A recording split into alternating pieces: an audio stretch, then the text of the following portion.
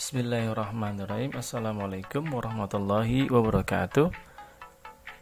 Alhamdulillahirrabbilalamin. Allahumma salli ala Muhammad, Allahumma salli alaihi wasallim. Bagaimana kabar kalian semuanya? Mudah-mudahan dalam keadaan sehat walafiat beserta keluarga juga sehat walafiat. Baik, pelajaran kali ini adalah pelajaran tentang Wali Songo. Kita mengulang sedikit tentang pelajaran Wali Songo yang kita pernah bahas beberapa minggu yang lalu. Tolong dipersiapkan buku paketnya dan buka halaman tentang pelajaran Wali Songo. Apa ya arti Wali Songo itu? Pendapat pertama mengatakan bahwa Wali Songo adalah wali yang 9, yang menandakan jumlah wali yang ada jumlahnya 9. Yang pertama, Maulana Malik Ibrahim. Yang kedua, Raden Rahmat atau terkenal dengan Sunan Ampel. Yang ketiga, Maulana Makhtum Ibrahim atau terkenal dengan Sunan Bonang. Yang keempat, Raden Qasim yang terkenal dengan Sunan Derajat.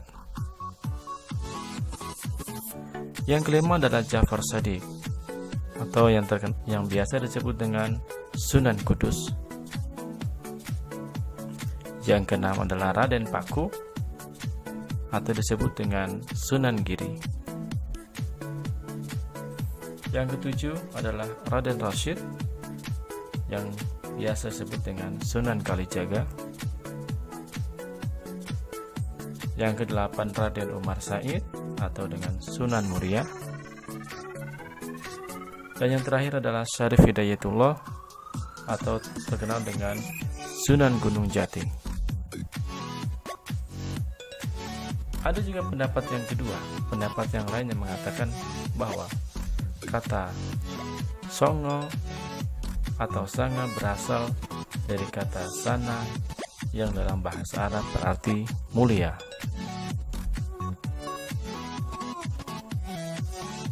Oke, sekarang kita akan membahas tentang Maulana Malik Ibrahim atau Sunan Gresik. Sunan Gresik ini beberapa pendapat mengatakan bahwa beliau berasal dari Samarkand di daerah Uzbekistan dan dianggap sebagai Wali Songo yang pertama yang menyebabkan Islam di Nusantara, dan beliau meninggal di daerah kota Gresik di daerah Jawa Timur.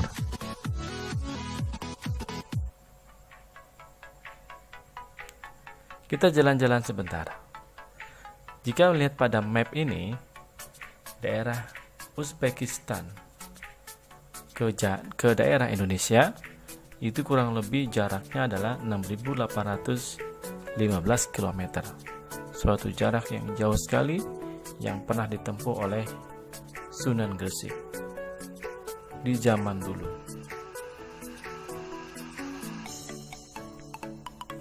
Jika kita menggunakan pesawat terbang zaman modern sekarang ini, maka jarak tempuh dari Indonesia ke Uzbekistan berkisar kurang lebih memakan waktu 8,5 jam.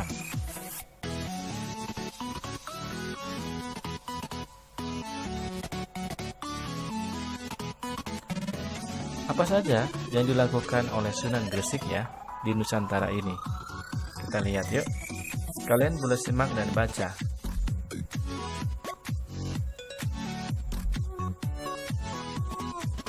Pertama-tama yang dia lakukan ialah mendekati masyarakat melalui pergaulan. Budi bahasa yang ramah senantiasa diperlihatkannya dalam pergaulannya sehari-hari, dan ia tidak menentang secara tajam agama dan kepercayaan hidup dari penduduk asli, melainkan hanya memperlihatkan keindahan dan kebaikan yang dibawa oleh agama Islam. Berkat keramah tamahannya, banyak masyarakat yang tertarik masuk ke dalam agama Islam.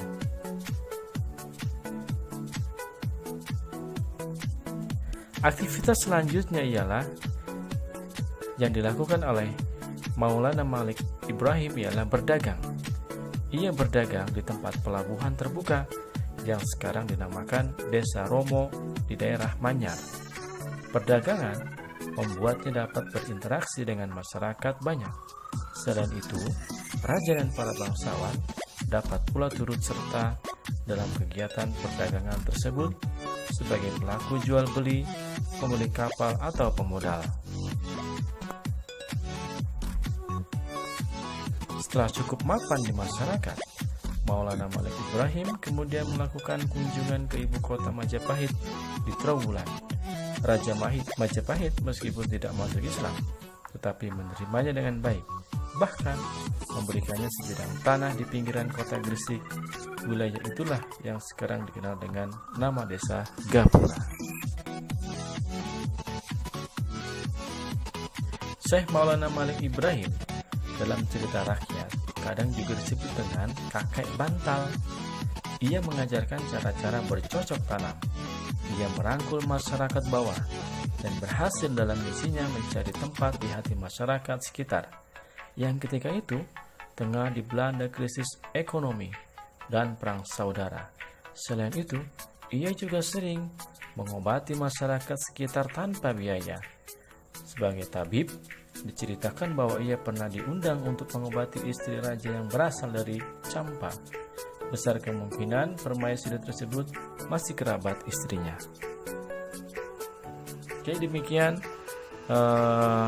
sekilas cerita singkat tentang Wali Songo dan khusus tentang Sunan Gresik. Dan silakan kalian menjawab soal yang sudah disediakan. Terima kasih. Salam sehat. Assalamualaikum warahmatullahi wabarakatuh.